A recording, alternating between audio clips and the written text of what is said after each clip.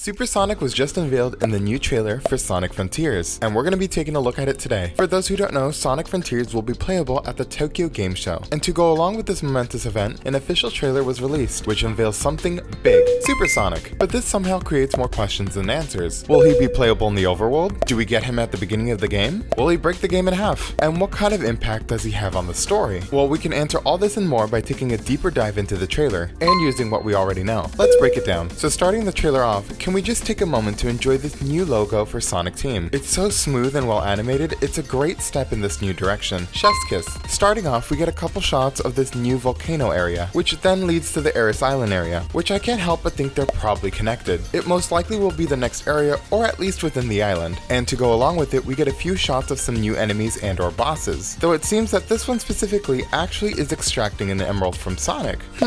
More on that later. But all these new shots of Aris Island probably means that it's going to be playable at the Tokyo Game Show, which if that's the case, I can't wait for even more leaks of people attempting to get shots of the game. Speaking of which, Sega really went in and said, hold on, do you want to see better quality of Sonic getting yeeted? Well, here you go. Which, like I said in one of my previous videos, the animation quality has improved so much. Look at how Sonic's expression is animated, even his ears flop around. Furthermore, this Titan, as it's known in the trailer, is also very well animated, to the point where this might be one of Sonic's creepiest / most menacing enemy he's had to deal with. But anyways, now for the good stuff. Once Sonic reaches the head and naps what I would assume is the final Chaos Emerald, he turns super. Which again, look at the animation details, his legs levitating and the expression on his face. Chef's kiss. But wait, why would Sega reveal Supersonic so early? It seems like it's just spoiling the surprise, right? Well, it's probably because Supersonic isn't the final event for the game. Let me explain. We know from a leak a while back that Supersonic was always playable after collecting the Chaos Emeralds after each island. Notice that it's collecting all of them after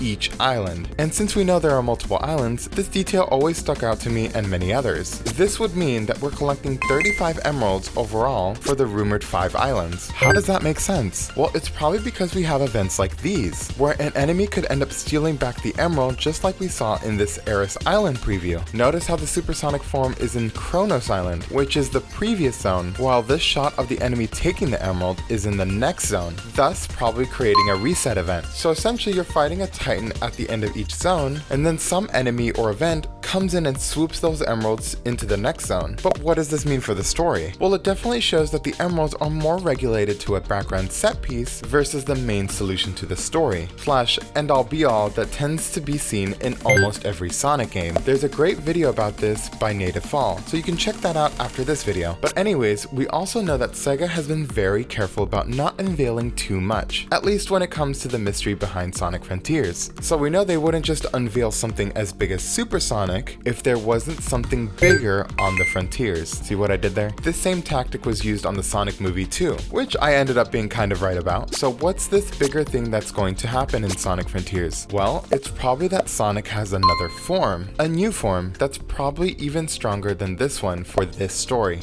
And it's all based around his corrupted hand. Think about it. Supersonic doesn't seem to be the solution to his digitized hand, as he's still seen using this special ability to save his friends on the next island. And we know that Sonic is gaining these abilities through his corrupted hand. So if the emeralds aren't stopping the corruption from spreading, and he's getting more powerful as it spreads, then that would mean that Sonic will be entering a new, more powerful form we haven't seen. But this time, it might be taking a darker tone, and it's up to us and his friends to somehow get Sonic under control. And for anyone who knows, it's definitely giving Sonic battle. That's just my theory. But anyways, subscribe to the channel to keep up with all this momentum. It only takes about 2 seconds for this absolutely free content, and you could always change your mind later. Mr. Bane out.